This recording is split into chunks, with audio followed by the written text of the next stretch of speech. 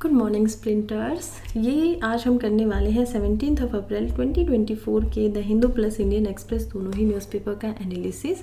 लेकिन आगे बढ़ने से पहले मैं आपको बता दूं कि देखिए ये जो वीडियो है ये एक्चुअली में आज के न्यूज़पेपर की पार्ट 2 है, क्योंकि पार्ट 1 के अंदर हमारे कुछ ऐसे टॉपिक्स हैं, न्यूज़पेपर के आर्टिकल्स हैं जो डिस्कस हो चुके हैं, लेकिन कुछ टेक्निकल ग्लिच की वजह से ये जो सेकेंड पार्ट है वो दोबारा से बनाना पड़ रहा है। अब हम डायरेक्टली इसको स्टार्ट करने वाले हैं जहाँ हमारा पार्ट 1 एंड हो रहा है। अगर आप डायरेक्टली न्यूज़पेपर की वीडियो पे आ गए हैं तो आप पीछे जाकर एक बार पार्ट 1 को भी देख सकते हैं, उसके बाद यहाँ से इसको शुरू कर दीजिएगा। स्टार्ट करते हैं। हम पहुंच गए थे, हम बात कर रहे थे उसके अंदर इजराइल और गाजा के कॉन्फ्लिक्ट्स की। अभी तक हमने देखा कि इजराइल की और जूस की हिस्ट्री क्या रही है। उसी हिस्ट्री के एक भाग में हम पहुंच जाते हैं जहां पर बात हो रही है रोमन कॉन्क्वेस्ट की।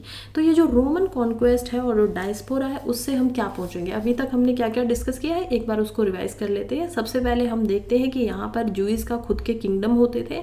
उसके बाद यहाँ पर आ जाते हैं पर्शियंस। पर्शियन आने के बाद में हम देखेंगे कि पर्शियन से पहले आते हैं बेबीलोनियन का किंगडम। और बेबीलोनियन क्या करते हैं, जूस को उनके होमलैंड जहां अभी इजराइल बसा हुआ है वहां से बाहर निकाल दिया जाता है और उनका टेम्पल जो उन्होंने जेरूसलेम के अंदर बनाया हुआ था उसको भी यहाँ पर क्या कर दिया जाता है, तोड़ दिया जाता है।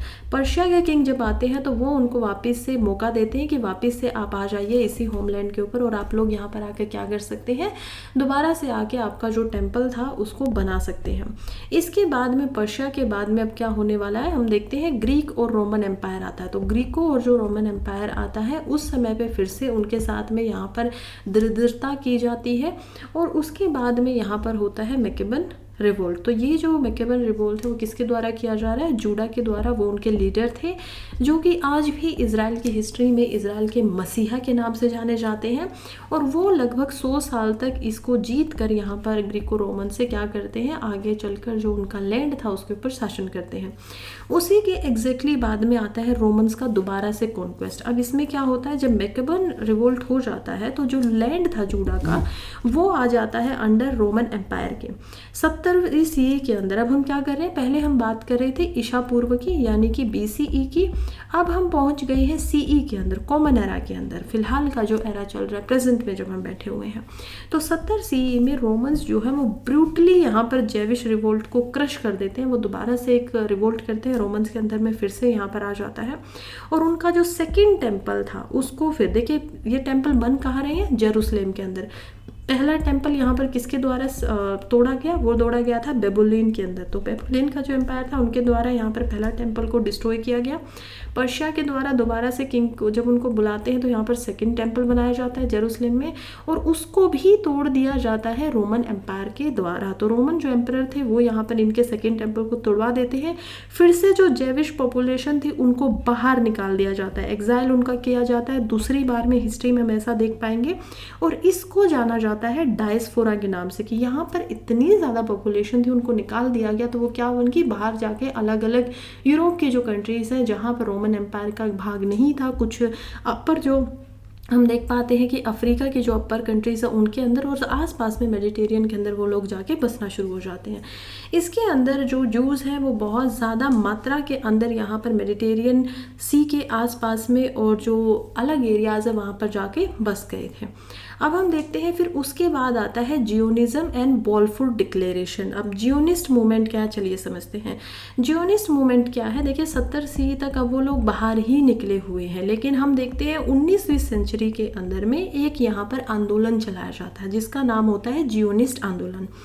लेट 19th सेंचुरी में ये आता है और इसके अंदर यही थी कि जूइश लोग जो थे वो चाहते थे कि हम दोबारा से हमारा जो होमलैंड था, हम जहाँ इजराइल के अंदर, अभी इजराइल उसका नाम नहीं है, जब उस समय पे उसका अलग अलग नाम रहता था, लेकिन वो कहते हैं कि हम उसके अंदर वापस जाकर बसना चाहते हैं। एंशियंट लैंड ऑफ इजराइल भी हम उसको बोल सकते हैं।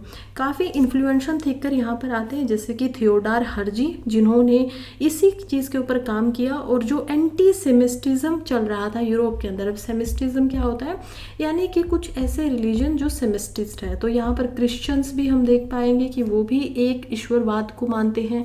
फिर हम देख पाएंगे मोहम्मदियन को या फिर इस्लाम धर्म के अंदर वो भी यहाँ पर एक पंथ या एक ईश्वरवाद को मानते हैं। कुछ ऐसे हमारे पास एग्जाम्पल्स हैं हिंदू धर्म के, या फिर जब हम बात कर रहे हैं एंशंट यहूदी धर्म के, बिल्कुल जो जू धर्म पहले होता था, यहूदी जो थे वो लोग क्या थे, बहु ईश्वरवाद थे, यानी कि वो क्या करते थे, मल्टी जो यहाँ पर गॉड्स हैं उनको मानते थे। कोई उनका थंडर का गॉड था, जैसे हमारे यहाँ पर आप एग्जाम्पल देख पाएंगे इंद्र का, तो इंद्र क्या है, आपकी बारिश के और थंडर के यहाँ पर गॉड होते हैं। वैसे उनके अलग अलग भगवान होते थे। उसमें से ही अमर्ज होता है क्रिश्चियंस यहाँ पर आते हैं और वो क्या करते हैं, जीसस क्राइस्ट जब आते हैं तो वो एक नए धर्म की स्थापना करते हैं। अब उस हेट इस वजह से की जाती है क्योंकि देखिए इनके पास होती है ओल्ड बाइबल, तो इनके पास भी क्या है, एक ओल्ड टेस्टामेंट ऑफ बाइबल है, और जो यहाँ पर जीसस आते हैं वो देके जाते हैं जो रियल या फिर न्यू बाइबल अभी मानी जाती है क्रिश्चियंस के अंदर। इनको डिसलाइक इस वजह से किया जाता है क्योंकि हमें पता है कि जीसस क्राइस्ट के साथ में क्या हुआ था। वहाँ के जो किंग हैं वो क्या कर देते हैं, उनको सूली पे चढ़ा देते हैं और उनको मार दिया जाता है। तो इसी वजह से इनके फिलहाल में जो यूरोप के अंदर जहाँ पर क्रिश्चियनिटी एक बड़ी मात्रा में फैल जाती है, और जब ये वहाँ से निकले थे ग्रीको रोमन की वजह से, तो उनके खिलाफ में एक आक्रोश हमेशा से देखा जाता है, पसंद नहीं करते इनको लोग। उसके बाद में क्या होता है, ये जो एरिया था पूरा का पूरा इजराइल का लैंड मास, इसके ऊपर 1917 में ब्रिटिश गवर्नमेंट जो है वो निकालती है बेल्फोर डिक्लेरेशन। अब क्योंकि इनके साथ में पहले से ही बहुत सारी जो दुर्दशा है वो की जा चुकी थी, इसी वजह से यहाँ पर ब्रिटिश के अंडर में वो लैंड आता था, और ये लोग सोचते हैं कि ठीक है ये जो लैंड होगा इसको जूइश पीपल्स को वापस से दे दिया जाएगा, क्योंकि ये लोग भी वहाँ पर मांग कर रहे हैं। फिर हम देखते हैं कि जो लोग हैं उनका होता है इमिग्रेशन, यानी वापस से ये लोग आते हैं इजराइल के एरिया के अंदर। बाल्फोर डिक्लेरेशन को जब बहुत सारा इंक्रीज होने लगता है, उस टाइम पे क्या हम देख पाते हैं कि पैलेस्टाइन के अंदर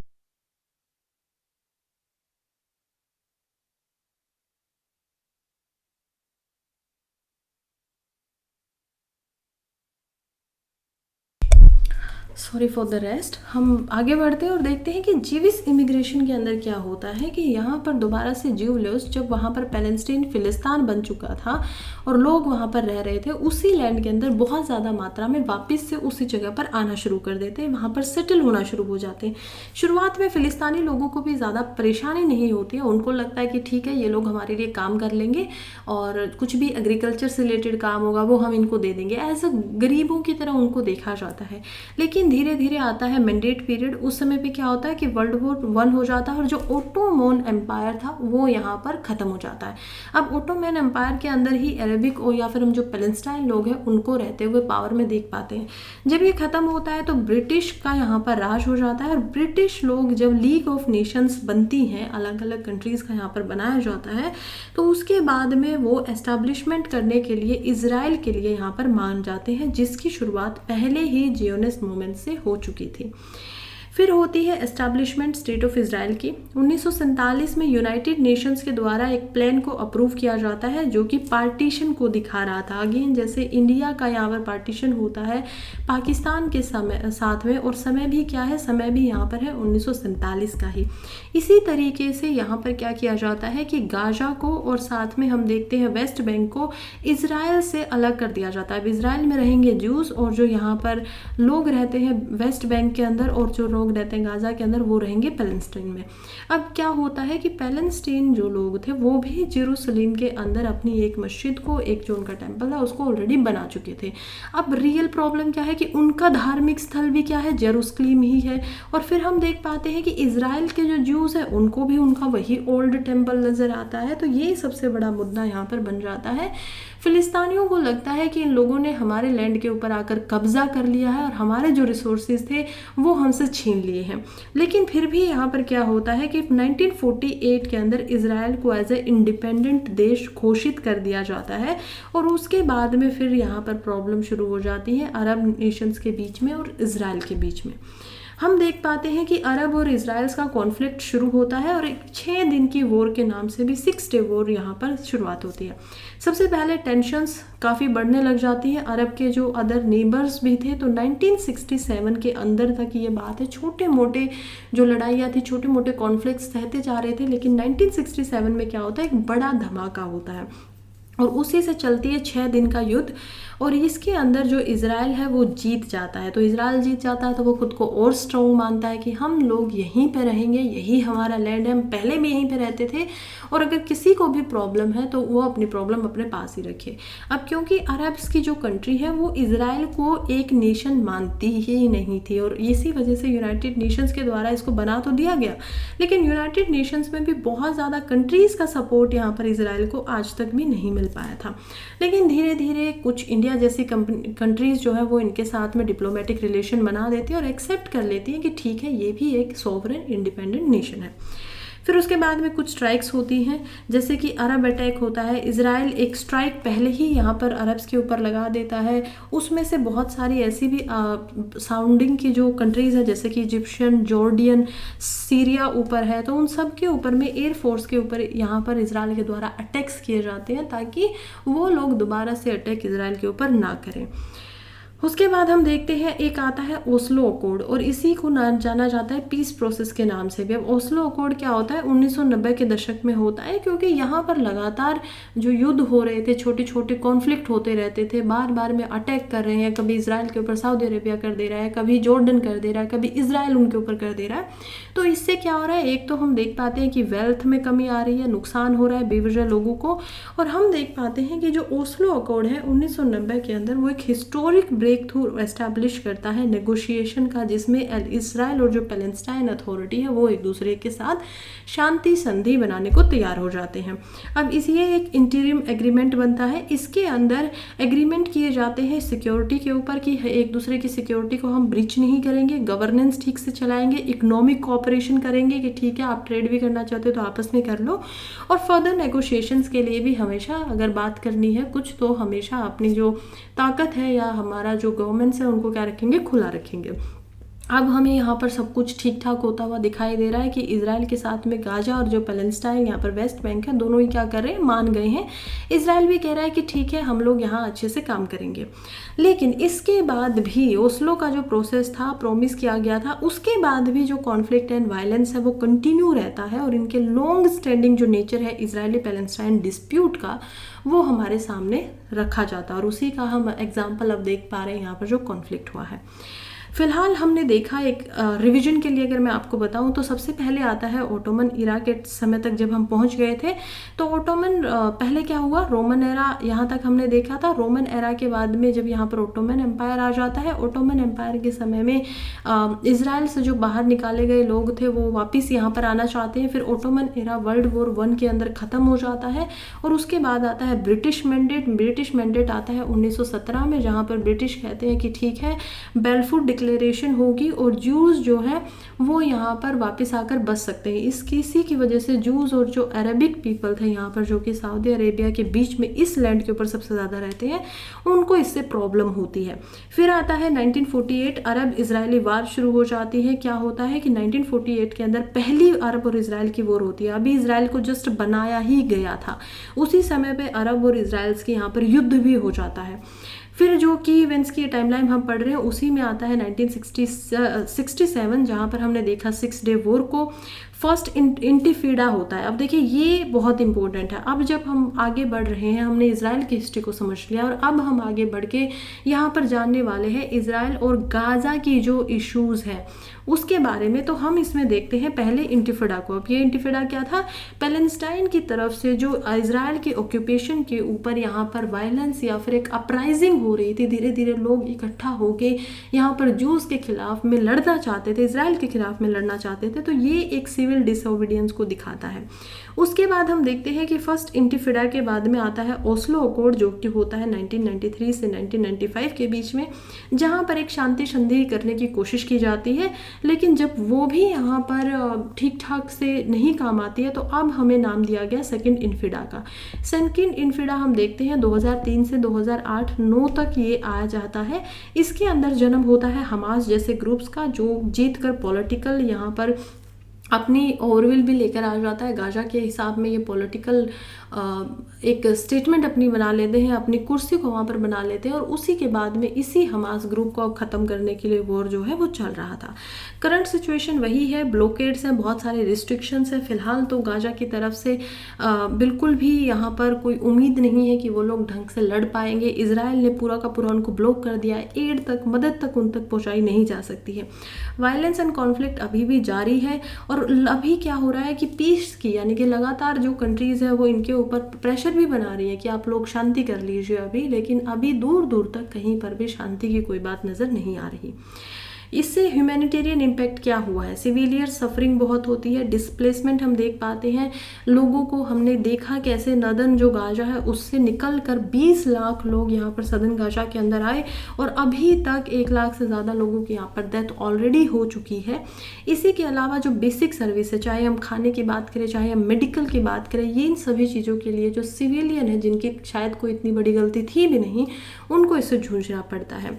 उसके बाद में डिसप्रपोर्शनेट सिविलियन कैजुअलिटी, तो सिविलियन जो है, जो लोग हैं, आम इंसान है, वुमन, बच्चे, सबके सबको बेवजह, या फिर हम बोले तो उनको खुद की गलती ना होने के कारण भी, 2 पॉलिटिकल समूह की यहाँ पर गलतियाँ हैं, उनकी वजह से भी उनकी डेथ हो रही है, उनके ऊपर अटैक हो रहा है। साइकोलॉजिकल ट्रॉमा यहाँ पर होता है मेंटल हेल्थ के ऊपर। जो लोग इससे सर्वाइव कर भी जाते हैं वो भी यहाँ पर मेंटली इतने ज़्यादा स्टेबल नहीं रह पाते, उनको ट्रॉमा रह जाता है ज़िंदगी भर का। पर्सपेक्टिव दोनों साइड का क्या है फिलहाल में, इजराइल के अगर हम नज़रिए से बात करें तो इजराइल जो कॉन्फ्लिक्ट होता है उसको नेशनल सिक्योरिटी के मैटर की तरह देखता है, और वो कहता है कि अगर उसके सिटीजन के ऊपर अटैक होगा तो वो जो टेरिटरी यहाँ पर है उसके ऊपर पूरा का पूरा कंट्रोल कर लेगा, यानी कि गाजा को अपने अंदर ही मिला लेगा, हमास को पूरा का पूरा ख़त्म करके। पैलेस्टाइन का यहाँ पर क्या बोलना है, इनका बोलना है कि देखिए जो कॉन्फ्लिक्ट हो रहा है वो खुद के अपनी जो उनका सेल्फ डिटर्मिनेशन है और अपनी खुद की एक इंडिपेंडेंट स्टेट बनाना है जो कि इजरायली ऑक्यूपेशन से अलग हो, क्योंकि इजराइल का जो अकॉर्ड के अकॉर्डिंग लैंड मास बनाया गया था उसमें से इजराइल ने गाजा की काफ़ी ऐसी जगह है जिसके ऊपर ऑलरेडी कब्जा बना के रखा है, वॉर्स के अंदर वो जीत रहा है। पैलेस्टाइन कहता है कि हमें हमारा हिस्सा, हमारा लैंड वापस दो। अब इसी में हम देखते हैं इंटरनेशनल पर्सपेक्टिव और इंडिया की भी इसमें क्या भूमिका रहेगी। कॉन्फ्लिक्ट की वजह से यहाँ पर जो सिग्निफिकेंट इंटरनेशनल अटेंशन है वो इसको मिल रही है। नेशंस, ऑर्गेनाइजेशंस वो अलग अलग स्टांस लेते हैं इन इश्यूज़ के ऊपर। ऐसा नहीं है कि सिर्फ कोई इजराइल के साथ में या फिर सिर्फ सभी के सभी पैलेस्टाइन के साथ में।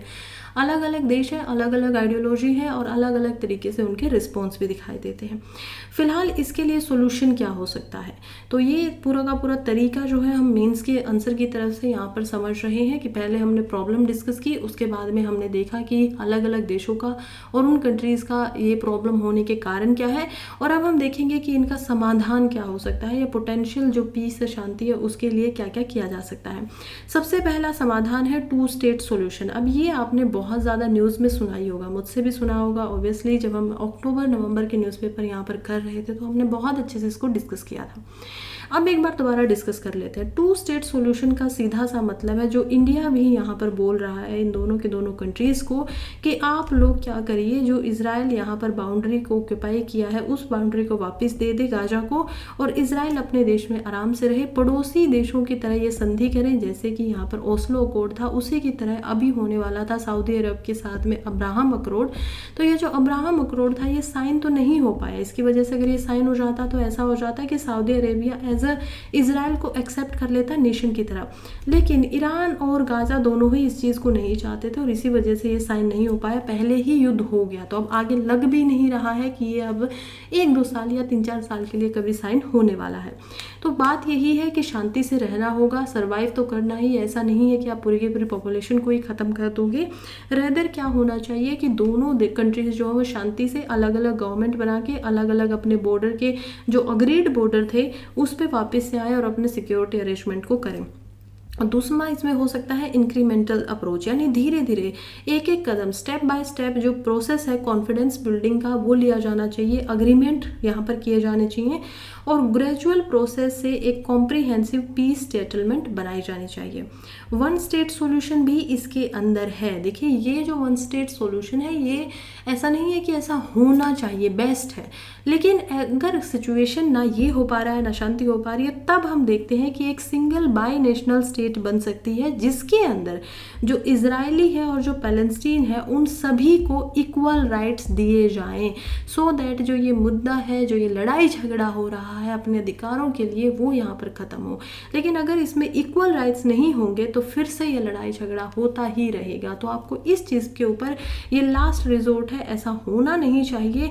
लेकिन अगर सारी सिचुएशन ऐसी हो जाती है कि कोई भी गवर्नमेंट वहाँ पर गाज़ा में नहीं बना पाते हैं और लोग भी मान जाते हैं यहाँ पर, तो क्या होगा, यही एक आखिरी रिजल्ट यहाँ पर बच जाता है।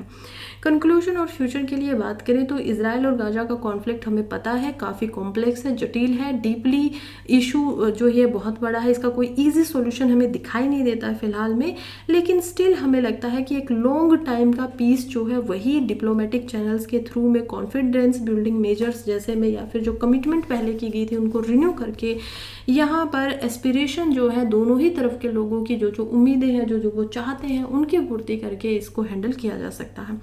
अभी जो पाथ है उसमें बहुत सारा साहस लगेगा, जिस हम शांति की बात कर रहे हैं, करेज लगेगा, कॉम्प्रोमाइज़ करना पड़ेगा आपको, और एक शेयर्ड विजन बनाना पड़ेगा जो ज़्यादा सिक्योर फ्यूचर की तरफ इशारा करता हो। अब हम आगे समझते हैं और आगे चलते हैं कि इसमें इंडिया का और इजरायली ईरानियन कॉन्फ्लिक्ट का एक हिस्टोरिकल ओवरव्यू भी यहाँ पर देख लेते हैं। फिलहाल क्योंकि आर्टिकल बात कर रहा था ईरान के बारे में, तो ईरान और इजराइल में क्या क्या समस्या रही है जरा शॉर्ट में इसको भी हम समझते हैं। ये आप देख पाते हैं ऊपर ईरान को, यहाँ पर हम देख पाएंगे स्ट्रेट ऑफ हॉर्मुज, और ये इम्पोर्टेंट वो स्ट्रेट है जिसके ऊपर यहाँ पे क्या किया गया है कि इजराइल का जो यहाँ पर शिप था उसको यहाँ से उठा लिया गया था। तो ये जो आप पानी का एक टुकड़ा यहाँ पर देख पाते हैं, यहाँ पर सऊदी अरबिया है, ओमान और यमन को हम देख पाते हैं, और ऊपर इधर कतर को देख पाएंगे। इजरायली और जो ईरानियन कॉन्फ्लिक्ट है वो भी काफ़ी पुराना है, ऐसा नहीं है कि जस्ट अभी ये हो गया है, नहीं, ये पुराना है। इसका कारण है जियोपॉलिटिकल एंड आइडियोलॉजिकल राइवलरी, दोनों में लड़ाई इसी वजह से है क्योंकि उनकी जो विचारधारा है वो ढंग से नहीं मिल पाती है, या जो जियोपॉलिटिकल स्टैंडिंग है वो भी उनके ऊपर उनका क्वेश्चन मार्क हमेशा उठा ही रहता है। इसी की वजह से जो डायनेमिक्स है मिडिल ईस्ट के, वो डिकेड से हम देख पा रहे हैं कि एक ही जैसे बने हुए हैं। काफ़ी complex historical, religious, political factors यहाँ पर हैं जो इस कॉन्फ्लिक्ट को और ज़्यादा टेंशन्स बनाने में यहाँ पर कामयाब हो जाते हैं। सबसे पहले हम देखेंगे कि क्या क्या ऐसे टेंशन बनाने के कारण हैं। हम देखते हैं आइडियोलॉजिकल डिफरेंसेस, अगेन विचारधारा की प्रॉब्लम है। पॉलिटिकल और रिलीजियस आइडियोलॉजीज मिलती नहीं है, बिल्कुल अलग अलग है। इजरायली जो लोग हैं पैलेस्टाइन से पसंद नहीं करते हैं ईरानी, क्योंकि पैलेस्टीन लोगों के साथ में खड़े हुए हैं। तो इसी वजह से यहाँ पर क्या होता है, हम देख पाते हैं कि यहाँ पर प्रॉब्लम आती है, टेंशन्स जो हैं वो बढ़ जाती हैं। फिर रीजनल इन्फ्लुएंस भी है, दोनों ही कंट्री चाहती है कि हम स्ट्रॉन्ग बने और सबसे ज़्यादा हमारी पावर चले। ईरान का सबसे बड़ा पावर पॉइंट यहाँ पर क्या है, ईरान चाहता है चाइना की तरह। इसको कंपेयर करके समझने की कोशिश कीजिए। हम देख पाते हैं साउथ एशिया के अंदर में चाइना और इंडिया को, दोनों ही कंट्री के अंदर पोटेंशियल है, दोनों ही कंट्री पावरफुल दिखाई देती है। चाइना चाहता है मैं यहाँ का राजा बन के रहूँ, इंडिया चाहता है मेरी पावर ज़्यादा हो। वैसा ही कुछ यहाँ पर भी है, जो रीजनल इन्फ्लुएंस है ना, कि ईरान चाह रहा है कि सबसे ज़्यादा पावरफुल मैं रहूं पूरे के पूरे एरिया के अंदर, लेकिन इजराइल कह रहा है कि रुको, हमारे अंदर भी यहाँ पर बहुत ही पोटेंशियल है। तो यही कारण है कि इसको एक्सपेंड करने के चक्कर में आपस में इनकी लड़ाई हो जाती है। Third reason is security concern भी है। कभी कभी क्या रहता है कि ईरान ने जब न्यूक्लियर प्रोग्राम बनाया था तो इसी वजह से उसके ऊपर हमेशा ये इल्ज़ाम लगता रहता है ईरान के ऊपर कि वो क्या कर रहा है, स्टेट स्पॉन्सर्ड टेररिज्म यहाँ पर फैला रहा है। और साथ ही में मिलिट्री को भी, दोनों कंट्रीज़ के बीच में जो फ्यूल्ड मिलिट्री है उसको भी, टेंशन्स को वो दिखाती है। तो जैसे इसको आप कंपेयर कर सकते हो पाकिस्तान के साथ में, कि पाकिस्तान क्या करता है, स्टेट स्पॉन्सर्ड पैसे दे दे के टेररिस्ट को, आतंकवादियों को यहाँ पर भेजता रहा है इंडिया के अंदर में। हमेशा इंडिया इसकी गुहार भी लगाता रहा है। यूएन के अंदर जब उन्होंने नहीं माना तो हम देख पाते हैं कि कैसे यूएस के अंदर जब 9/11 होता है तो उसके बाद में पूरा वर्ल्ड इस बात को यहाँ पर एक्सेप्ट कर लेता है कि यस, पाकिस्तान जो है वो स्टेट स्पॉन्सर्ड टेररिज्म को बढ़ावा देता है। वैसा ही कुछ हम देख पाएंगे ईरान की तरफ पे, कि ईरान के ऊपर हमेशा ये एक तरीके का एक सवाल उठता रहा है, एक इल्ज़ाम उस पर लगता रहा है कि वो ऐसी घटनाओं में अपनी भागीदारिता दिखाता है। और ये न्यूक्लियर डिस्प्यूट जो है वो क्या क्या है, चलिए इसको समझते हैं। न्यूक्लियर डिस्प्यूट इसीलिए होता है क्योंकि ईरान के पास में खुद की न्यूक्लियर टेक्नोलॉजी है और वो इंटरनेशनल कम्युनिटी के ऊपर यहाँ पर उसके जो वेपन्स डेवलपमेंट करता है वो उसके ऊपर एक हमेशा ये सवाल उठता रहता है कि वो इतना ज़्यादा आगे क्यों बढ़ रहा है, ट्रीटीज़ को क्यों तोड़ रहा है। हालांकि इसराइल भी ऐसा नहीं है कि वो भी पीछे रहने वाला है, लेकिन न्यूक्लियर डिस्प्यूट की वजह से, क्योंकि इसका असर केवल 2 कंट्रीज़ के ऊपर ही नहीं रहेगा, इसका असर आसपास के एरियाज़ पे भी होगा। तो एक तरीके से ये डिस्प्यूट जो है वो इसके ऊपर बना हुआ है। फिर इन्हीं कारणों की वजह से ईरान के ऊपर यूएस के द्वारा सैंक्शंस लगाए गए हैं, खास करके इकोनॉमिक सैंक्शंस कि यहाँ से कोई ट्रेड नहीं होगा, इनसे खरीदेंगे नहीं हम। और यूएस ने ये लगाया तो साथ में हम देख पाएंगे यूरोपियन यूनियन की बहुत सारी कंट्रीज़ ने इसको लगाया हुआ, जिसकी वजह से जो टेंशन है। अब देखिए इसमें क्या होगा, यूएस जो है वो इजराइल का बहुत बड़ा दोस्त है, वही यूएस क्या कर रहा है कि ईरान के ऊपर इकोनॉमिक सेक्शन लगा रहा है, जिसकी वजह से ईरान जो है वो अर्थव्यवस्था के अंदर बहुत अच्छे से काम नहीं कर पा रहा है। तो क्या इसको इजराइल अच्छा लगेगा कि ये मेरा दुश्मन है और जो दूसरा मेरा दुश्मन है वो ये दोनों दोस्त हैं, तो वो उसको परेशान, वो अच्छा नहीं लगेगा। ये भी इनके अंदर हम देख पाएंगे कॉन्फ्लिक्ट का एक कारण बनता है। फिर डिप्लोमेसी और नेगोशिएशंस की भी बात करें तो काफ़ी बार एफर्ट्स किए गए हैं कि जो न्यूक्लियर डिस्प्यूट है उसको डिप्लोमेटिक मीन्स के द्वारा यहाँ पर सुधार लिया जाए। न्यूक्लियर डील हो सकती है ईरान के साथ में, लेकिन इसमें भी चैलेंजेस आते हैं, इसमें भी टेंशन्स होती हैं, तो अभी तक का कोई ऐसा समाधान फिलहाल में नहीं बन पाया है। फिर हम देखते हैं, आगे बढ़ते हैं जियोपॉलिटिकल इम्प्लीकेशंस को और रीजनल डायनेमिक्स को। इसमें क्या हो रहा है, प्रॉक्सी कॉन्फ्लिक्ट होता है, यानी कि बहुत बार ऐसा होता है कि इजराइल और ईरान के बीच में वॉर्स होती रहती है छोटी मोटी। दोनों ही कंट्रीज़ जो है उसके पास में काफ़ी एडवांस हथियार यहाँ पर है और अपनी स्ट्रेटेजिक इंटरेस्ट के हिसाब से वो एक दूसरे को डराते धमकाते रहते ही हैं।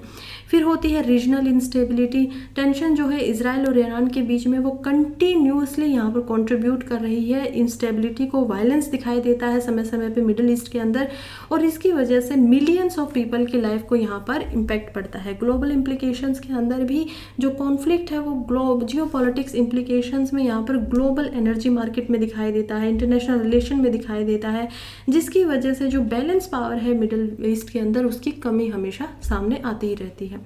इसका रेजोल्यूशन क्या हो, इसको कैसे ठीक किया जा सकता है और फ्यूचर में इसके क्या सिनेरियो होने चाहिए, इसके लिए सबसे पहले तो डिप्लोमेटिक एफर्ट्स किए जा सकते हैं, जैसे कि जो डिप्लोमेटिक एफर्ट्स हैं उनको रिन्यू किया जाए, वापस से उस पर बातचीत हो और शांति से बैठ के कोई कॉन्फ्लिक्ट रेजोल्यूशन इनिशिएटिव निकाला जाए, उसके सोल्यूशन निकाले जाए, उस पर अग्रीमेंट किया जाए और दोनों ही कंट्री यहाँ पर प्रॉस्पेरिटी की तरफ आगे बढ़े।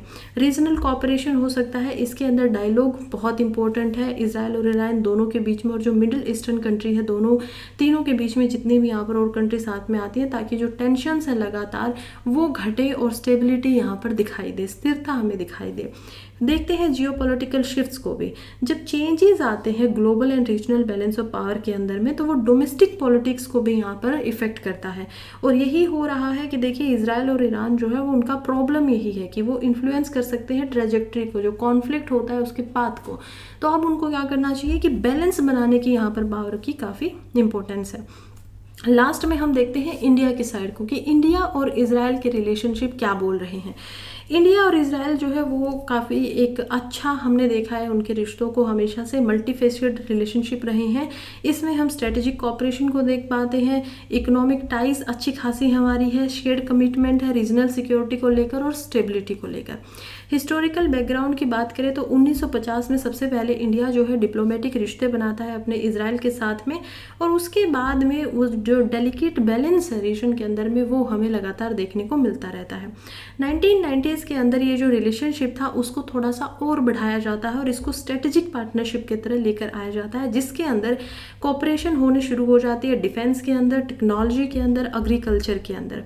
अब ये बहुत इंपॉर्टेंट यहाँ पर सामने आता है। अभी भी हम देख पाएंगे कि I2 U2 एक ग्रुप बनता है जिसके अंदर हम देखते हैं I से बनता है यहाँ पर ईरान, हम देख पाते हैं I से सॉरी नॉट ईरान, यहाँ पर क्या बनता है I से होता है इंडिया प्लस I से होता है इजराइल। दूसरा हम देखते हैं U2 से, UAE से पहले बनती है UAE और दूसरा बनता है US। अब इसमें क्या हो रहा है, ये चार जो देश थे UAE और इजराइल यहाँ पर टेक्नोलॉजी देने वाला था इस ग्रुप के अंदर, और जो USA है वो इन्वेस्टमेंट देने वाला था इंडिया के अंदर में, और साथ में ये मिलकर टेक्नोलॉजी इन्वेस्टमेंट इन सब के अंदर अब आगे बढ़ने वाले थे। लेकिन जस्ट बीच में ही क्या होता है कि इस ग्रुप के ऊपर बहुत ज़्यादा काम होता, उससे पहले ही ये वॉर जो है वो सामने में आ जाती है। तो ऐसे ऐसे काफ़ी कोऑपरेशन हम करते हैं अपनी डिफेंस को बढ़ाने के लिए। बल्कि हमारे जो बहुत सारे वेपन्स हैं, मिलिट्री के जो वेपन्स हैं, वो भी हम कहाँ से खरीदते हैं, क्योंकि इजराइल इनको बनाने में काफ़ी एडवांस है, तो हम इजराइल से ही इनको खरीदना ज़्यादा पसंद करते हैं। 2000 के दशक तक आते आते जो हमारी बायलेटरल टाइज़ हैं एक दूसरे के साथ में, हमारे जो संबंध हैं वो क्या होते हैं और ज़्यादा डिपेंड हो जाते हैं। रेगुलर हमारी हाई लेवल विजिट्स होती हैं, हमारे मिनिस्टर इजराइल में जाते हैं, इजराइल के जो मिनिस्टर्स हैं या जो डिप्लोमेट्स हैं वो इंडिया के अंदर आना शुरू कर देते हैं। जॉइंट मिलिट्री एक्सरसाइज हम लोग करना शुरू कर देते हैं और हमारा जो ट्रेड है, इन्वेस्टमेंट है, उसको भी यहाँ पर बढ़ाया जाता है। स्ट्रेटेजिक पार्टनरशिप जो हमने बनाई थी 1990s के अंदर, उसमें हमारे क्या क्या फ़ायदे थे, उसमें हम देखते हैं डिफेंस कोऑपरेशन को, जिसके अंदर मिलिट्री एक्सरसाइज, इंटेलिजेंस शेयरिंग, को डेवलपमेंट किया जाता है डिफेंस टेक्नोलॉजीज़ पे। दूसरा यहाँ पर इसमें होता है काउंटर टेररिज्म, या कि आतंकवाद जो फैला रहा है, जो कि हम देख पाते हैं इसराइल में फैलाया जा रहा था ईरान के द्वारा और इंडिया के अंदर फैलाया जा रहा था पाकिस्तान के द्वारा। तो इसको क्या करना है, काउंटर करना है, इससे लड़ाई करनी है।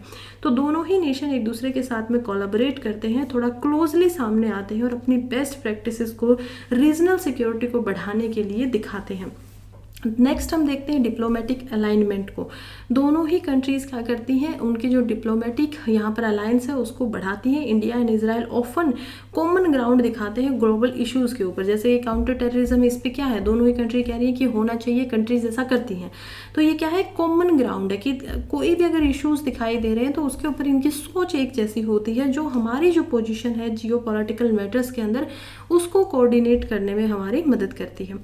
इकोनॉमिक टाइज हो जाती है स्ट्रेटेजिक पार्टनरशिप के अंदर, जिसमें ट्रेड एंड इन्वेस्टमेंट पे ध्यान दिया जाता है। खास करके इजराइल का जो एक्सपोर्ट है वो इंडिया के लिए की इन्वेस्टमेंट डेस्टिनेशन बन जाती है। हम देखते हैं कि इंडिया भी यहाँ पर मेजर मार्केट्स में आता है इजराइल के लिए, और हम इजराइल को भी देख पाते हैं कि वहाँ से भी हमें हमारे जो वेपन्स वगैरह वो सब मिल जाते हैं। इनोवेशन करने में दोनों कंट्री एक दूसरे का साथ देती हैं, चाहे टेक्नोलॉजी की बात हो, चाहे रिसर्च एंड डेवलपमेंट की बात हो, चाहे नई बिजनेस अपॉर्चुनिटीज़ को यहाँ पर खोलने की बात हो। एग्रीकल्चर एंड वाटर के अंदर भी इजराइल की जो एक्सपर्टीज़ है वाटर मैनेजमेंट के अंदर और एग्रीकल्चर के अंदर, उसको इंडिया यहाँ पर सीखता है, और इसी वजह से जो हमारे कुछ जॉइंट प्रोजेक्ट्स हैं वो भी सक्सेसफुल यहाँ पर हो पाते हैं। स्टार्टअप इकोसिस्टम में भी इंडिया और इजराइल दोनों ही यहाँ पर आगे बढ़ रहे हैं, स्टार्टअप इकोसिस्टम कर रहे हैं, ग्रोइंग कोलैबोरेशन करते हैं, इन्वेस्टमेंट दोनों ही कंट्री एक दूसरे के हब के अंदर करती हैं। डिफेंस कोऑपरेशन हमारा देखने को मिलता है, जॉइंट मिलिट्री हम एक्सरसाइजेस को देखते हैं, जो आर्म फोर्सेस है इंडिया की और जो इजराइल की, वो रेगुलर मिलिट्री एक्सरसाइजेस के अंदर यहाँ पर लगी रहती हैं, जिसकी वजह से इंटरऑपरेबिलिटी जो है वो यहाँ पर बढ़ती है। इंटरऑपरेबिलिटी क्या होता है कि एक कंट्री से दूसरी या एक जगह से आप दूसरी जगह पर कितनी आसानी से जा सकते हो। तो इसी वजह से हम देख पाते हैं कि ये भी यहाँ पर एक इम्पोर्टेंट रीज़न बन जाता है कि हमारी क्या क्या जॉइंट मिलिट्री एक्सरसाइजेज यहाँ पर हो रही हैं। हम देख पाते हैं कि अभी 2022 तक इजराइल जो है वो लार्जेस्ट क्लाइंट है मिलिट्री इक्विपमेंट सेल्स के लिए इंडिया के लिए, और सेकंड लार्जेस्ट हमारा जो है वो कौन है, वो है रशिया। हम आगे भी बढ़ते हैं और समझ पाते हैं कि कैसे यहाँ पर जो वेपन डेवलपमेंट है वो इंडिया में बहुत ज़्यादा मदद करता है, और कुछ हमारी जो जॉइंट मिलिट्री एक्सरसाइजेस है उनके हमें नए नाम भी यहाँ पर याद रखने चाहिए। पहले है ब्लू फ्लैग। अब इसमें हमें कैसे पता चलता है, इसको याद रखने की एक ट्रिक है कि इजराइल का जो फ्लैग है उसके सेंटर में भी हम ब्लू को यहाँ पर देख पाएंगे, और इंडिया के में भी यहाँ पर क्या देखेंगे, ब्लू को देखेंगे। तो यहाँ पर व्हाइट होता है पूरा पोर्शन, और ये इसी वजह से ब्लू फ्लैग जो है वो एक एक्सरसाइज होती है। दूसरी एक्सरसाइज है जो कि इंडिया में होती है वो होती है उदवा एयरफोर्स। अब उदवा एयरफोर्स जो यहाँ पर एयरफोर्स की एक्सरसाइज है बेस के ऊपर, वहाँ पर भी एक्सरसाइज यहाँ पर होती रहती है। नेक्स्ट हम देखते हैं वेपन डेवलपमेंट को। अगेन यहाँ पर को प्रोडक्शन की जाती है, दोनों कंट्रीज जो हैं एक दूसरे के साथ में मिलकर यहाँ पर वेपन्स को बनाती हैं। फिर हम देखते हैं इंटेलिजेंस शेयरिंग भी है। इजराइल और जो इंडिया है वो अपनी अपनी इंटेलिजेंस को यहाँ पर क्या करते हैं, शेयर करते हैं, और उनका जो वर्क है वो एक दूसरे के साथ में मिलकर सिक्योरिटी के चैलेंजेस के ऊपर काम करते हैं। और यही सबसे बड़ी बात है जो इनको और ज़्यादा अच्छा यहाँ पर इंडिया के लिए एक्चुअली में बना देती है। आगे हम बढ़ते हैं और देखते हैं कि क्या क्या कल्चरल एक्सचेंज यहाँ पर होते हैं। टूरिज़्म की बात करते हैं तो टूरिज़्म के अंदर इंडिया और इजरायली टूरिस्ट लगातार बढ़ रहे हैं। इसी के अलावा इंडिया से जो वर्क यहाँ पर जाते हैं, वर्कर जाते हैं, खास करके केयर इंडस्ट्री के अंदर, वो भी इंडिया की तरफ से बढ़ रहे हैं। इसके अलावा यहाँ पर हम देख पाते हैं इसराइल में काफ़ी ज़्यादा नर्सिस जो होती हैं वो इंडिया की तरफ से जाती हैं। तो एक तरीके से हमारा इकोनॉमिक टाइज़ के अंदर ये भी एक संबंध है। एजुकेशन के लिए इंडिया और इसराइल में दोनों ही जगह पर कोलाबोरेट किया जाता है। स्टूडेंट एक्सचेंज प्रोग्राम बनाए जाते हैं, जॉइंट रिसर्च प्रोग्राम्स यहाँ पर बने हुए हैं। आर्ट एंड कल्चर की बात करें तो दोनों देशों के अंदर में जो रिच कल्चरल हेरिटेज है उसको सेलिब्रेट किया जाता है, फेस्टिवल्स बनाए जाते हैं, कई बार जॉइंट एग्जीबिशन भी देखने को मिलता है। अब हम देखते हैं जियो पॉलिटिकल इम्प्लीकेशंस क्या क्या है। सबसे पहले रीजनल इन्फ्लुएंस की बात करते हैं कि इंडिया और इसराइल की जो पार्टनरशिप है वो हम देख पाते हैं चाइना की जो पार्टनरशिप है इस रीजन के अंदर उसको तोड़ने के लिए है, क्योंकि इसराइल भी क्या है, वो भी पाकिस्तान के साथ में कोई बहुत अच्छे रिश्ते बनाकर नहीं रखता है, लेकिन इंडिया के उसके साथ में रिश्ते हैं और चाइना के और पाकिस्तान के हम रिलेशंस को देख पाएंगे तो उसके ग्रोथ को रोकने के लिए यहाँ पर रीजनल इन्फ्लुएंस बनाने के लिए एक अच्छी पार्टनरशिप है। ग्लोबल डायनामिक्स की बात करें तो ये दो नेशंस के बीच में यहाँ पर ग्लोबल पावर को भी बढ़ाने में, अलायंस करने में, अपनी भूमिका दिखाने में, कोई अगर उनको सामने आकर बात रखनी है तो उसके अंदर भी उनको स्ट्रेंथन करता है। इससे बैलेंस भी होता है। इंडिया को क्या करना चाहिए कि जो भी उसकी जियोपॉलिटिकल इम्प्लीकेशंस हैं उसके रिलेशनशिप को, जब हम बात करते हैं इसराइल के साथ में तो अरब वर्ल्ड के साथ में भी यहाँ पर इसराइल के साथ में अच्छे रिश्ते रखते हुए कैसे वो अरब के साथ में भी अच्छे रिश्ते रखता है, इस चीज़ के बीच में क्या करना चाहिए, अपना अच्छा बैलेंस बनाकर रखना चाहिए। फ्यूचर में अभी क्या क्या हो सकता है, तो ये जो हमारी कॉपरेशन है इसको ज़्यादा और मजबूत किया जा सकता है। सभी हमने इसके पहलू देख लिए हैं, सवाल अगर मेंस में आता है तो आपसे कुछ भी छूटने नहीं वाला है। रीजनल स्टेबिलिटी हम देख पाते हैं कि कैसे दोनों नेशन जो है वो कंटिन्यू वर्क कर सकते हैं प्रमोट करने के लिए रीजनल स्टेबिलिटी को। और ग्लोबल इन्फ्लुएंस भी हम देख पाते हैं कि इसराइल की और जो इंडिया की स्ट्रेटेजिक पार्टनरशिप है उससे जो यहाँ पर ग्लोबल जियोपॉलिटिक्स और पावर डायनेमिक है उसमें भी उनका जो प्रभाव है वो बढ़ रहा है। नेक्स्ट आर्टिकल की तरफ बढ़ते हैं जो कि guarantee is precarity, welfare is self care. देखिए आर्टिकल लिखा गया है रितिका खेरा और मोहम्मद अज़ाद के द्वारा। रितिका खेरा जो है वो आईआईटी के अंदर प्रोफेसर है इकोनॉमिक्स की और मोहम्मद आज़ाद यहाँ पर इकोनॉमिक्स पढ़ाते हैं जामिया मिलिया इस्लामिया यूनिवर्सिटी के अंदर में। अब ये लोग क्या कर रहे हैं, कंपैरिजन कर रहे हैं। इनके द्वारा कंपैरिजन किया गया है सोशल वेलफेयर स्कीम्स के ऊपर। हालांकि ये कंपैरिजन बहुत ज़्यादा हमारे लिए यूपीएससी के पॉइंट ऑफ व्यू से ऐसे इंपॉर्टेंट नहीं है, क्योंकि हमें पता है कि गवर्नमेंट से रिलेटेड यहाँ पर इतने सवाल नहीं पूछे जाते। रेदर ये इंपॉर्टेंट हो जाता है आप लोगों के लिए जीएस पेपर 3 में, जहाँ पर हमें पढ़ना होता है वेलफेयर को, और हम देख पाते हैं प्रीलिम्स के अंदर जहाँ पर काफ़ी सारी स्कीम्स आ जाती हैं, पूछी जाती हैं। उसी वजह से मैं आपको जस्ट यहाँ पर क्या करने वाली हूँ, स्कीम्स को बताने वाली हूँ। ये सामने आते हैं और कहते हैं कि कैसे यूपीए की सरकार यानी कांग्रेस की जो सरकार थी जो कि रहती है 2004 से लेकर 2014 तक, उसमें काफ़ी सारी मेजर प्रोग्राम्स आते हैं यूपीए स्कीम के अंडर में। इसी में हम देख पाते हैं national rural employment guarantee act को, जो कि सामने आता है 2005 में। और इसके अंदर क्या करना होता है कि रूरल, अब इसको महात्मा गांधी भी इसके आगे लगता था, तो इसी वजह से क्या कहलाता था, इसको मनरेगा यहाँ पर बोला जाता था। अब इस एक्ट से क्या होता है कि जो गांव के लोग हैं उनको आपको मिनिमम 150 डेज के लिए क्या देना पड़ेगा, कुछ ना कुछ वर्क करने के लिए देना पड़ेगा, जिसके वेजेस यहाँ पर गवर्नमेंट से ही डायरेक्टली उनको मिलते हैं। ऐसी एक स्कीम है। उसके अलावा हम देख पाएंगे पीडीएस सिस्टम को, जो कि था पब्लिक डिस्ट्रीब्यूशन सिस्टम। उससे अलावा कुछ और स्कीम्स यहाँ पर बनी हुई थी, जैसे कि नेशनल फूड सिक्योरिटी एक्ट 2013 के अंदर ये आता है। फिर हम देख पाते हैं स्कूल्स के लिए, बच्चों के लिए मिड डे मील्स बनाए जाते हैं। मैटरनिटी जो माताएं होती हैं उनको जब बच्चा होता है तो उनको मैटरनिटी इंटेंटलमेंट मिलता है, यानी कि उनको कुछ पैसे से मदद की जाती थी। और इन्हीं का जब नाम चेंज होता है तो हम देखते हैं कुछ ऐसी स्कीम्स हैं जिनके अभी नाम चेंज कर दिए गए, जैसे कि जो मैटरनिटी इंटाइटलमेंट था उसका नाम बदल के रख दिया गया प्रधानमंत्री मातृ वंदना योजना 2017 के अंदर। फिर हम देखते हैं फूड सिक्योरिटी के लिए फूड सब्सिडीज़ को चलाया जाता है। एनडीए पीरियड आता है 2014 से लेकर 2024 तक, जिसमें भारतीय जनता पार्टी जो है वो स्वच्छ भारत जैसे अभियान लेकर आती है। 2024 में प्रधानमंत्री आवास योजना यानी कि PMAU, जिसके अकॉर्डिंग जो पुअर लोग हैं और 2.5 लाख से कम उनकी इनकम है उनको क्या मिलता है, आवास दिया जाता है सेंटर के द्वारा। उसके बाद हम देखते हैं प्रधानमंत्री आवास योजना आती है 2015 में। फिर आता है PM आवास रूरल, तो ये है जो है ये भी आ जाती है मातृ उज्ज्वला योजना के साथ में प्रधानमंत्री उज्ज्वला योजना, जिसमें हम क्या देखते हैं कि यहाँ पर गैस सिलेंडर्स वगैरह जो है वो यहाँ पर वुमेंस को प्रोवाइड किए जाते हैं। फिर आती है पीएम किसान सम्मान निधि योजना। अब ये क्या योजना है कि यहाँ पर जो फार्मर्स होते हैं उनको ईयरली और मंथली बेस पे कुछ पैसे प्रोवाइड किए जाते हैं। जैसे किसी को अगर एक खेत आता है तो उसको पूरे साल में 6,000 रुपये दिए जाते हैं। तो अकॉर्डिंग टू जितना भी लैंड ज़मीन उसके पास है उसी के हिसाब से उनको यहाँ पर पैसे मिलते हैं। टोटल बजट जो है आयुष्मान भारत की भी एक स्कीम आती है जिसको 2019 से 24 तक रखा गया और 32,000 करोड़ रुपए यहाँ पर क्या दिए गए, बजट में एलोकेट किए गए। ये हाफ एनुअल एक्सपेंडिचर था पीएम आवास का, यानी पीएम आवास के 6 महीने में ही 32,000 करोड़ यहाँ पर ऑलरेडी खर्च हो चुके थे। यही हमें कुछ वेलफेयर स्कीम के बारे में जानना था जिसके ऊपर यहाँ पर स्टेट ऑफ वेलफेयर के एक्सपेंडिचर को कंपेयर किया गया है जीडीपी के हिसाब से। एनडीए की अगर बात करें तो 2004 से लेकर वो 1% जीडीपी का यहाँ पर खर्च करते थे और धीरे धीरे 2006 हम देख पाते 23-24 में इसको बढ़ाकर ऑलमोस्ट 1.5% तक वो पहुँच गए। फिर हम देखते हैं यूपीए को जो 1.5% 2004 से यहाँ पर कर रहे थे खर्च, और उसके बाद 2023 में हम देखते हैं जो उन्हीं की स्कीम से जिनका अभी भी जो स्कीम चल रही है उनके ऊपर यहाँ पर 1.5% तक का खर्च होने लगा। दोनों गवर्नमेंट को अगर कंबाइन करें तो पहले दोनों गवर्नमेंट क्या करती थी, 2% यहाँ पर अलग अलग स्टेट के अंदर भी अलग अलग स्कीम्स चलती हैं, तो 2% जीडीपी का हमारा यहाँ पर खर्च करती थी। लेकिन अब वो क्या हो चुकी है, बढ़कर हो चुकी है लगभग 2.5%। आगे बढ़ते हैं नेक्स्ट आर्टिकल की तरफ जो कि है इंडियाज़ आर्टिक इम्पेरेटिव। देखिए आर्टिकल लिखा गया अभिजीत सिंह जो कि मैरीटाइम पॉलिसी इनिशिएटिव जो हमारा है रिसर्च फाउंडेशन न्यू दिल्ली में उसके हेड है। दूसरा लिखा गया एंड्रीज जोस्तागन जो कि अगेन एक सीनियर रिसर्चर रह चुके हैं।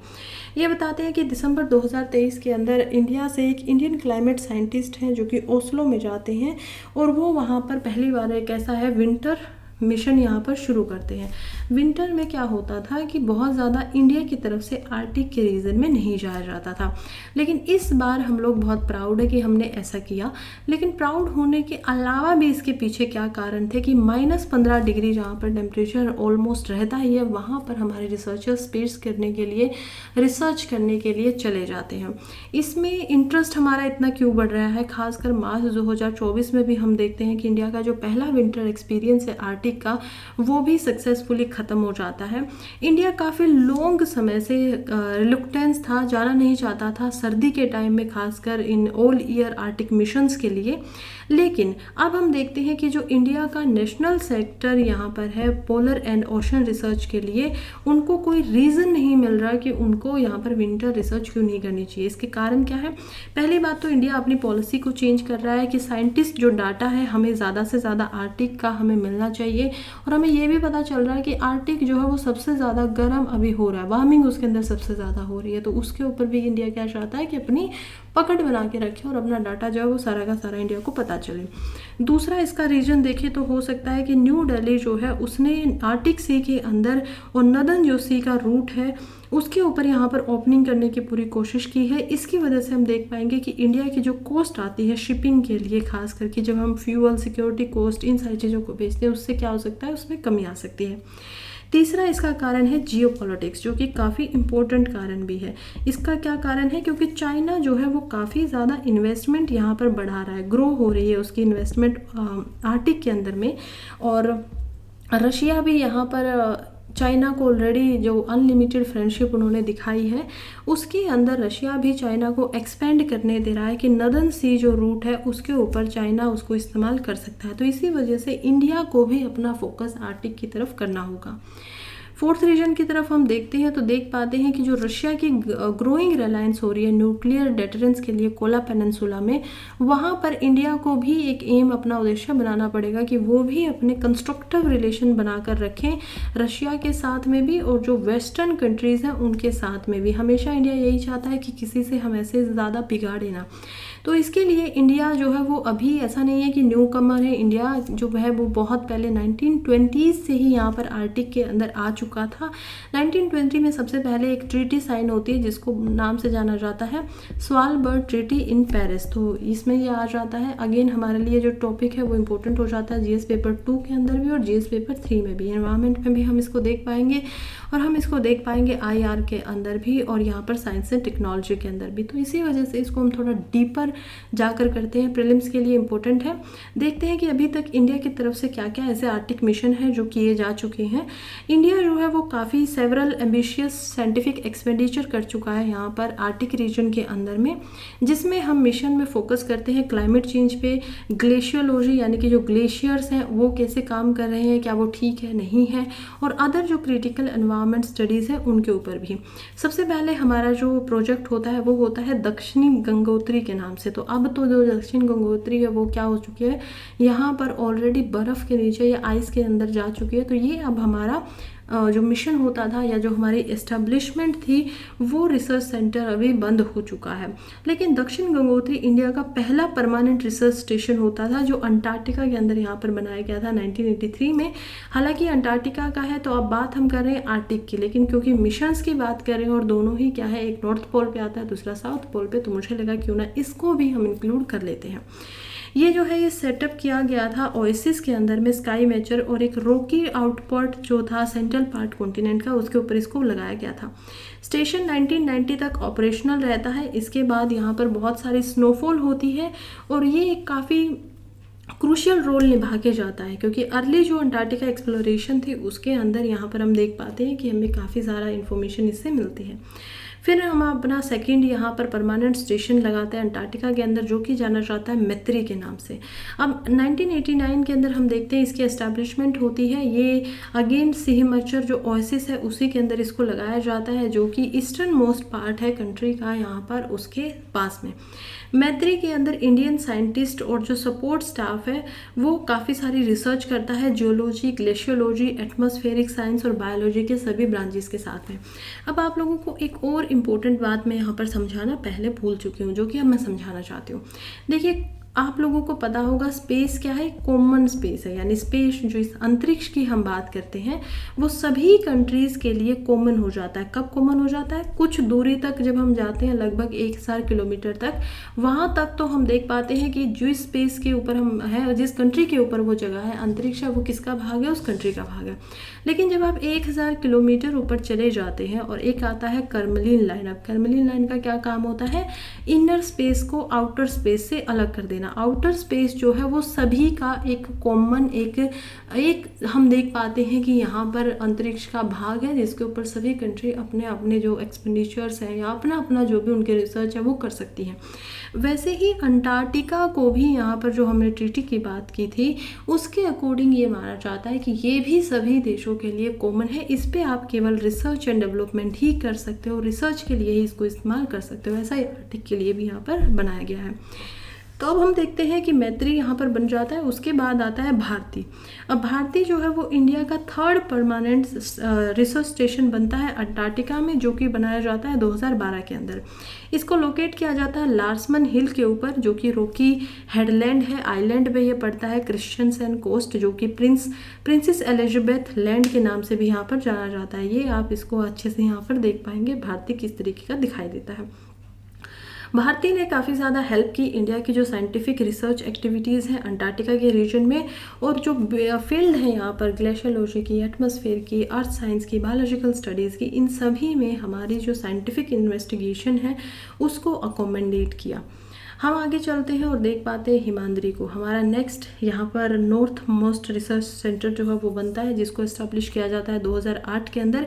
इसको बनाया जाता है नॉर्वे के अंदर। अब नॉर्वे हम देख पाएंगे कि ऊपर आता है, तो ये कहाँ पर आने लगा है? आर्कटिक के रीजन में आने लगा। अब हम चले गए हैं नॉर्थ पोल की तरफ। नीचे पहले हमने देखा साउथ पोल को। इसमें बहुत सारी रिसर्च की जाती है। अगेन सभी वही एटमॉस्फेयर को समझना है, ग्लेशियर्स को समझना है, अर्थ के सिस्टम को समझना है। तो आर्कटिक के रीजन में जो जो भी सिस्टम है उनको हम समझने की कोशिश यहाँ पर करने लगी। हालांकि आप देख पाएंगे कि आर्कटिक के अंदर हम काफ़ी बाद में जाते हैं। लगभग 2008 के अंदर हम सबसे पहले यहाँ एंट्री लेते हैं। लेकिन जब बात होती है अंटार्कटिका की, तो अंटार्कटिका में हम कब चले गए थे? अंटार्कटिका में हम ऑलरेडी 1980s के अंदर जा चुके थे, लगभग 28 साल पहले या लगभग 3 दशक के पहले हम अंटार्कटिका में कर चुके थे। अब हिमाद्री जो है वो स्टेशन हमारे लिए इम्पोर्टेंट हो जाता है, नदर्न जो खासकर इसका पार्ट है इंडियन साइंटिस्ट के लिए, कि आर्टिक में हम क्या क्या रिसर्च कर रहे हैं, क्या क्या हम खोज कर रहे हैं। हमारी जो साइंटिफिक प्रेजेंस है वो भी हमें northern most part of world के अंदर क्षमता देती है, शक्ति देती है कि यहाँ पर हम लोग हैं। उसके बाद आता है सागर निधि। अब सागर निधि क्या है? सागर निधि एक ऐसा हम देख पाएंगे वेसल है या शिप है जिसका काम होता है मल्टीपर्पज़, ये रिसर्च के लिए काम आता है और इसको कंट्रोल किया जाता है national centre for Antarctica and ocean research के द्वारा। ये आता है मिनिस्ट्री ऑफ अर्थ साइंस के अंदर, जो कि गवर्नमेंट ऑफ इंडिया के अंदर में आती है। इसके अंदर advance oceanographic atmospheric research equipment है जो इंडिया के आर्टिक और अंटार्कटिक दोनों ही मिशंस को यहाँ पर क्या करती है, अंटार्कटिक और अंटार्कटिक जो इतने भी मिशंस होते हैं उनको सपोर्ट करता है। तो इसी को हम लेके आर्टिक के अंदर भी चले जाते हैं, इसी से हम अंटार्कटिक के अंदर भी यहाँ पर आ जाते हैं।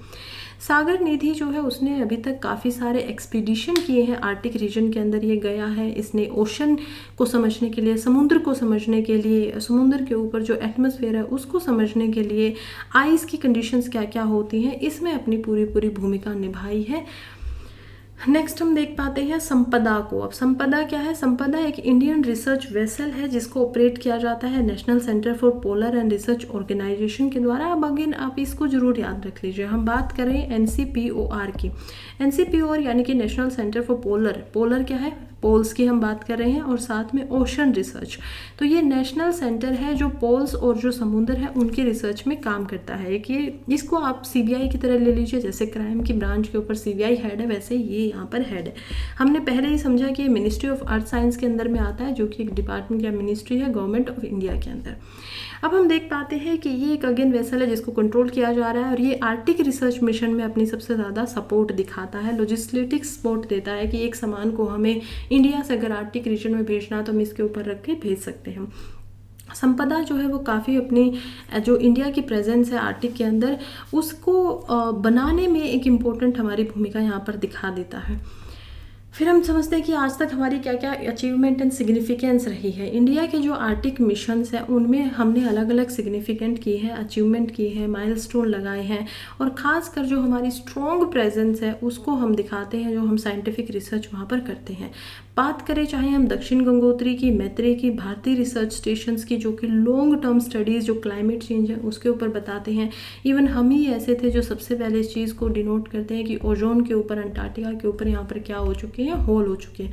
तो ये सब हो पाता है यहाँ पर इन सभी रिसर्च सेक्टर की वजह से। और अगर आर्टिक इकोसिस्टम की बात करें तो वहाँ पर जो हमने हिमाद्री लगाया हुआ है उससे भी हमें क्या मिल रही है, बहुत सारी जो ग्लेशियर्स है जो वो मेल्ट कर रहे हैं, गर्मी जो हो रही है, उन सभी चीज़ों को समझने में और रिसर्च करने में और इसके नुकसान क्या होंगे वो सब समझने में मदद कर रहा है। सागर निधि और संपदा रिसर्च वेसल जो है वो भी ओशनोग्राफिक सर्वे करते हैं, समुद्रों को समझते हैं। हिमाद्री स्टेशन जो है वो क्रिटिकल मेट्रोलॉजिकल ऑब्जर्वेशन करता है, और ये सब अचीवमेंट हमारी जो इंडिया है एज उसकी पोजीशन को स्ट्रॉन्ग बनाता है आर्टिक रिसर्च के अंदर भी। जैसे यहाँ पर स्पेस रिसर्च होती है, नासा जो है वो इंडिया को यहाँ पर एक अच्छी खासी रिस्पेक्ट दिलवाता है इंटरनेशनल फोरम पे, वैसे ही हमारे जो ये रिसर्च परमानेंट सेंटर्स है वो भी हमारी रिस्पेक्ट बढ़वाते हैं कि हमारे अंदर एक क्यूरियोसिटी है, हमारे अंदर कुछ सीखने की, समझने की यहाँ पर इच्छा है। अब इम्पोर्टेंट सवाल पे जाते हैं कि आर्टिक जो है वो इतना इम्पोर्टेंट क्यों है इंडिया के लिए। हमने देखा था नॉर्वे के अंदर यहाँ पर हिमाद्री को बनाया गया था, ये नॉर्वे है। इसके ऊपर हम देख पाएंगे ग्रीनलैंड को, उसके ऊपर हम देख पाएंगे यहाँ पर आइसलैंड को, यहाँ पर बैफन आइलैंड है, और इसी को जो सराउंडिंग से यहाँ पर घेरता है वो है आर्टिक ओशन जो इसके आसपास है, और आर्टिक जो ये पूरा का पूरा ग्लेशियर का रीजन बना हुआ है। इम्पोर्टेंस क्या है, आर्टिक रीजन जो है वो इंडिया के लिए इसीलिए क्रूशियल हो जाता है क्योंकि इंडिया का जो क्लाइमेट और वेदर पैटर्न है उसको आर्टिक भी इन्फ्लुएंस करता है, क्योंकि इंडिया में जो मानसून सिस्टम है वो भी आर्टिक की वजह से इन्फ्लुएंस हो रहा है। कंट्री की एग्रीकल्चर आउटपुट को यहाँ पर मानसून इन्फ्लुएंस कर रहा है, तो इसी वजह से इसको समझना इंपॉर्टेंट हो जाता है। फिर हम देखते हैं कि जो आर्टिक के अंदर सी आइस मेल्ट हो रही है, ग्लेशियर्स जो है वो भी इंडिया के कोस्टल रीजन्स के लिए यहाँ पर हमें दिखाते हैं कि यहाँ पर क्या हो सकता है, अगर सी का लेवल बढ़ेगा तो इंडिया में हम देख पाएंगे कि वहाँ पर भी सी लेवल बढ़ेगा। उससे भी हम देख पाएंगे मुंबई या जो कोस्टल रीजन्स हैं, जो तटीय हमारे यहाँ पर एरियाज क्षेत्र हैं, उनमें क्या होगा, बाढ़ आएंगी, तो ये नुकसान हो सकता है। तो वनरेबल है हमारा एक्सट्रीम वेदर इवेंट्स के लिए।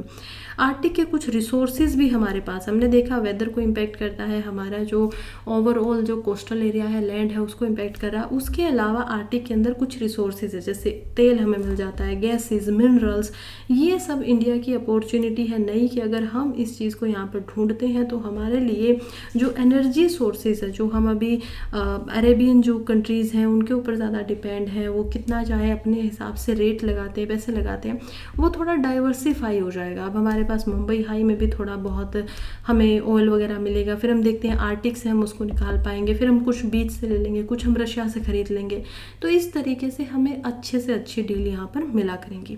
फ्यूचर की क्या क्या स्ट्रेटजी होनी चाहिए इंडिया की तरफ से, हमारी जो रिसर्च है उसको एक्सपेंड करना चाहिए और ज़्यादा बढ़ाना चाहिए, जो हमारी पार्टनरशिप है उसको और ज़्यादा स्ट्रेंथन करना चाहिए यहाँ पर, और इंफ्रास्ट्रक्चर डेवलपमेंट पे काम करना चाहिए ताकि हम इंफ्रास्ट्रक्चर को और बढ़ाएं, रिसर्च स्टेशन के अंदर ट्रांसपोर्टेशन का जो हमारा नेटवर्क है उसको और ज़्यादा सुदृढ़ करें।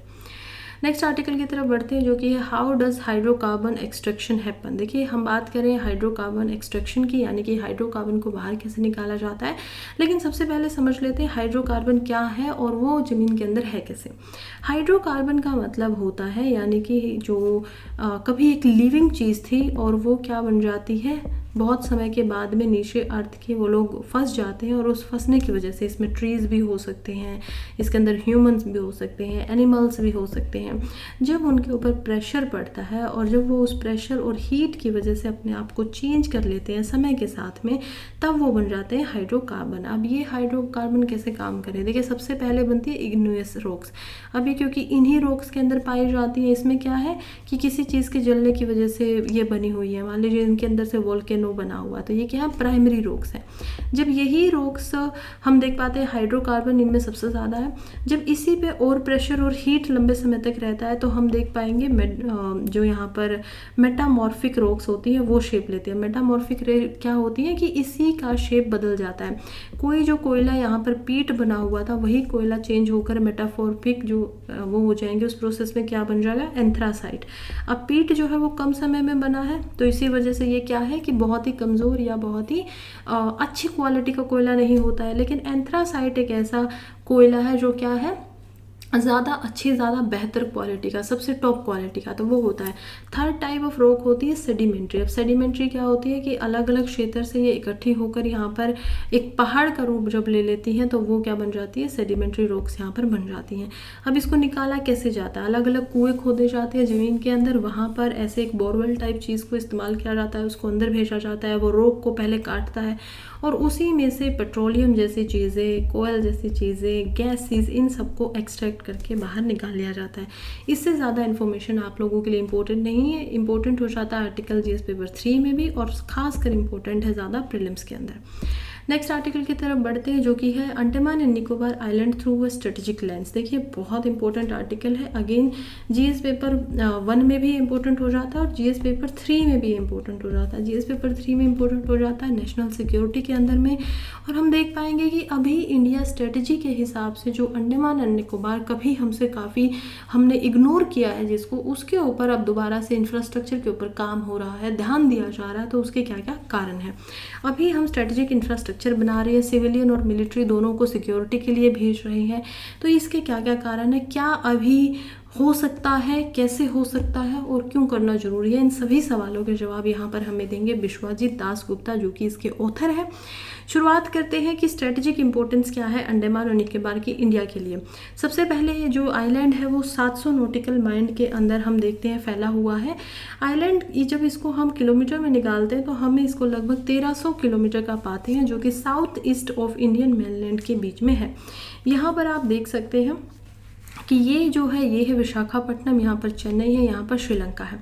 हम देख पाएंगे अंडमान एंड निकोबार आइलैंड को, जो कि यहाँ पर है पोर्ट ब्लेयर इसकी कैपिटल है, ग्रेट निकोबार है, और यही कारण है कि हमारा जो इंदिरा पॉइंट होता है, अब इंदिरा पॉइंट क्या है, यहाँ पर है। तो इंदिरा पॉइंट की वजह से हमें ज़्यादातर श्रीलंका को भी अपने मैप के साथ दिखाना पड़ता है, क्योंकि ये आता है इसी वजह से। इसके अंडर में कई बार ये सवाल पूछा जाता है कि श्रीलंका जो है वो एक्चुअली में इंडिया के साथ में हमेशा मैप में क्यों दिखता है, क्योंकि हमारा जो सबसे हम बोलते हैं साउथ का पॉइंट है वो क्या है, इंदिरा पॉइंट है, और वो अंडमान एंड निकोबार में आता है। तो इसी वजह से श्रीलंका भी उसके बीच में ही दिखाई देता है, तो हमें उसको साथ में मैप में दिखाना पड़ता है।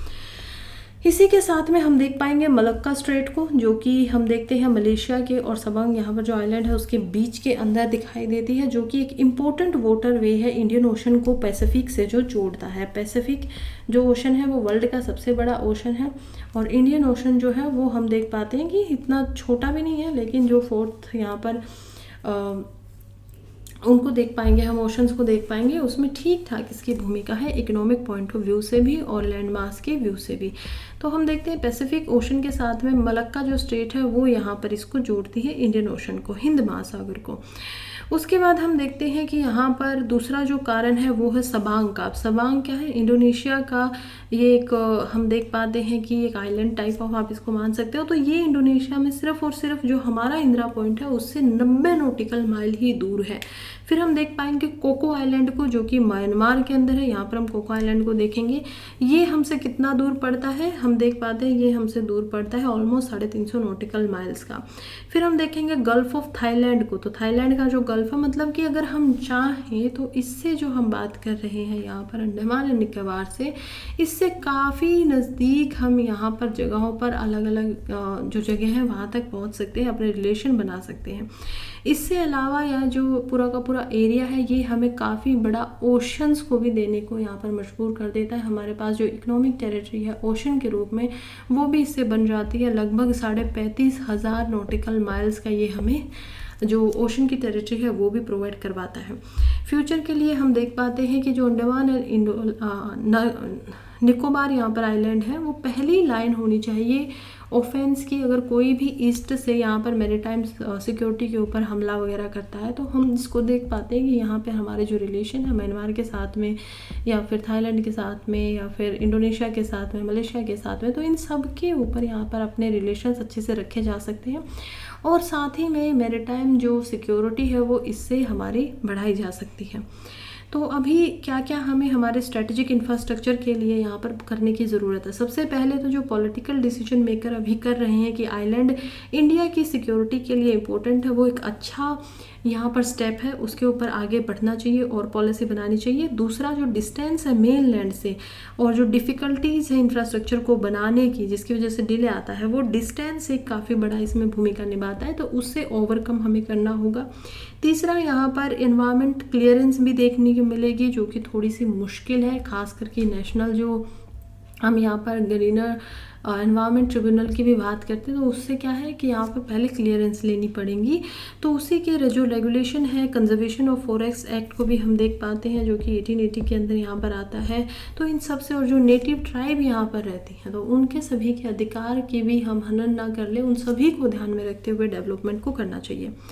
फोर्थ हम देखते हैं कि जो विकास है आइलैंड का, strategic infrastructure multi dimensional project लाकर यहाँ पर इसके ऊपर काम किया जाना चाहिए, और लॉन्ग टर्म स्ट्रेटजिक विजन के साथ में इमीडिएट जो पॉलिटिकल गेन्स है उसको ना लिंक करते हुए कि अभी फ़िलहाल का क्या फ़ायदा होगा, लॉन्ग टर्म के बारे में यहाँ पर सोचना चाहिए। अभी क्या क्या ऐसी स्ट्रेटजीज़ हो सकती हैं जो इंफ्रास्ट्रक्चर डेवलपमेंट करने के लिए आइलैंड में फोकस की जा सकती हैं। जैसे सबसे पहले तो मैरीटाइम सिक्योरिटी को बढ़ाना होगा, उसके लिए आइलैंड के ऊपर सर्वेलेंस रखनी होगी, नज़र रखनी होगी। सिक्योरिटी जो है, क्योंकि ये जो हमारा अंडमान और निकोबार है ये लगभग 836 जो आइलैंड है उसका एक समूह है, तो ये जो सिक्योरिटी है सभी 836 आइलैंड्स की, जिसके अंदर बहुत सारे ऐसे आइलैंड हैं जिसमें लोग रहते हैं और बहुत सारे ऐसे हैं जो अनइनहेबिटेड है, यानी कि उसमें लोग नहीं रहते हैं। उन सभी आइलैंड को उनके ऑक्यूपेशन के हिसाब से उनके ऊपर कुछ गलत घटनाएं ना हो, उसके ऊपर सर्वेलेंस यहाँ पर किया जाना चाहिए और सिक्योरिटी का ध्यान रखना होगा। दूसरा हम देखते हैं कि यहाँ पर जो नेवल मिस एडवेंचर है ईस्ट की तरफ से, मान लीजिए कोई हमारे वाटर में आ रहा है थाईलैंड की तरफ से, तो वो हमें होने नहीं देना है, उसका हमें क्या करना है, ध्यान रखना है, अपनी नेवी को स्ट्रॉन्गली वहाँ पर रखना है। तीसरा हम देख पाते हैं कि जो इंडिया की मैरीटाइम इकोनॉमी है वो भी इसके सदर्न ग्रुप ऑफ आइलैंड की वजह से जो स्ट्रेटजीज हम बनाते हैं उससे क्या हो सकती है कि एक अच्छे तरीके से उसको बढ़ाया जा सकता है। और फोर्थ में जो ट्रैवल होता है आइलैंड से, आइलैंड की तरफ से आइलैंड में ट्रैवल किया जा रहा है या फिर आइलैंड से इंडिया की तरफ आ रहा है, उसको थोड़ा सा आसान किया जाना चाहिए, ताकि जो लोग हैं, ऐसा नहीं है कि वो रैपिडली एक आइलैंड से दूसरे आइलैंड पे जाना चाहते हैं क्योंकि वो ट्राइब्स है, जनजातियाँ हैं, लेकिन फिर भी उनके पास ये ऑप्शन होना चाहिए कि उनके गुड्स को, अपने लोगों को एक जगह से दूसरी जगह पर वो लेके चले। तो ये स्लो जरूर होगा, लेकिन इससे जो टूरिज़्म का पोटेंशियल है आइलैंड के अंदर में वो भी यहाँ पर बढ़ जाएगा। आप पढ़ते हैं हम नेक्स्ट आर्टिकल की तरफ, जो कि है how 2000 senior woman from Switzerland won a landmark climate case. देखिए अभी क्या हुआ है, स्विट्ज़रलैंड के अंदर लगभग 2000 ऐसी औरतें हैं जो कि वृद्ध भी हम देख सकते हैं, और उन्होंने गवर्नमेंट के खिलाफ में स्विट्ज़रलैंड का जो सुप्रीम कोर्ट है उसके अंदर केस कर दिया। उसी को अप्रैल 9 को ये केस हुआ था और उसी की स्टेटमेंट हम देखते हैं अभी आती है। तो जो कोर्ट है यहाँ पर European court of human rights का, उनके द्वारा ये स्टेटमेंट दी जाती है कि बिल्कुल ये सही बात है, केस किया गया था जिस बुनियाद के ऊपर कि यहाँ पर गवर्नमेंट फेल हो गई है क्लाइमेट के चेंज को, जो एडवर्स इफ़ेक्ट होने वाले हैं, जो ख़राब इफ़ेक्ट यहाँ पर प्रभाव पड़ेंगे लोगों की सेहत के ऊपर, लोगों के जीवन के ऊपर, उसको कम करने में बिल्कुल सरकारें जो हैं वो फेल हो चुकी हैं, और इसीलिए उनके जो ह्यूमन राइट्स है उनका यहाँ पर खनन हो रहा है। तो ये क्या किया जा रहा है कि कोर्ट के द्वारा भी इस चीज़ को एक्सेप्ट किया जाता है। ऐसा ही हम एग्जाम्पल देख पाते हैं इंडिया के अंदर। अब देखो ऐसे जो आर्टिकल होते हैं ना, ज़्यादातर ऐसा नहीं है कि जीएस पेपर 3 के अंदर कहीं पे पूछ लिया जाएगा, नहीं, ऐसे आर्टिकल होते हैं एनेक्डोट देने के लिए। अब इसमें आप क्या कर सकते हो, इसका एग्जाम्पल आप क्लाइमेट चेंज के ऊपर अगर मान लीजिए ऐसे लिख रहे हो तो वहाँ पर आप इसका एग्जाम्पल दीजिए। अगर आप जीएस पेपर 4 के अंदर कोई यहाँ पर केस स्टडी कर रहे हो या आंसर लिख रहे हो तो उसमें आप इथिकल वे के अंदर इसको एज एन एग्जाम्पल की तरह इस्तेमाल कीजिए। अगर आप क्लाइमेट चेंज के ऊपर जीएस पेपर 3 के अंदर आंसर लिख रहे हो, आ जाता है, तो उसमें आप इसको एज ए एग्जाम्पल दीजिए। इसी के साथ में आप जोड़िए कि कैसे यहाँ पर हमारा जो इंडिया का सुप्रीम कोर्ट है उसने भी क्लाइमेट चेंज के जो प्रभाव हैं उसको आर्टिकल 21 के अंदर रखा कि हमारा राइट टू फंडामेंटल राइट है कि हम लोग क्या करें, इन प्रभावों से हमें बचाया जा सके। तो ये एक इम्पोर्टेंट केस है, लैंडमार्क क्लाइमेट केस हम इसको बोल सकते हैं, जो अलग अलग अब कंट्रीज़ है, ऐसी 66 कंट्रीज़ है जिनके अंदर यहाँ पर क्लाइमेट चेंज से रिलेटेड अलग अलग केस किए जा रहे हैं उनकी सरकारों के ऊपर। खैर इंडिया के अंदर भी ऐसी कोशिश की गई थी। एक 9 साल की लड़की थी उत्तराखंड की तरफ से जो नेशनल ग्रीन ट्रिब्यूनल की तरफ जाती है 2017 में, लेकिन उसको एडमिट नहीं किया गया था, उस केस को लिया नहीं गया था। अब आगे हम देखते हैं कि क्या इंडिया में भी ऐसा कुछ होने को मिलेगा या नहीं। फ़िलहाल के लिए जो वीडियो है वो ख़त्म हो जाती है, न्यूज़पेपर यहाँ पर साथ ही में ख़त्म हो चुके हैं। अगर आपको वीडियो पसंद आई हो तो इसको लाइक कर दीजिए, चैनल को सब्सक्राइब कर दीजिए। जो भी अभी तक यहाँ बना हुआ है उनका बहुत बहुत धन्यवाद। पढ़ते रहिए, आगे बढ़ते रहिए।